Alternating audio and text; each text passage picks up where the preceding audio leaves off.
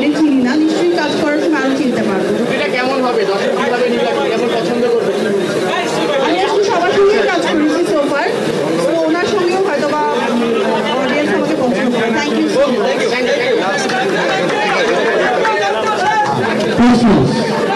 আমরা এখন কেক প্রস্তুত করবো।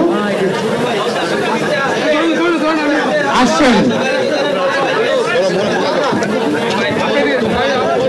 মুন্না খান, রবিন, নিশা সরকার, আলম খোকন,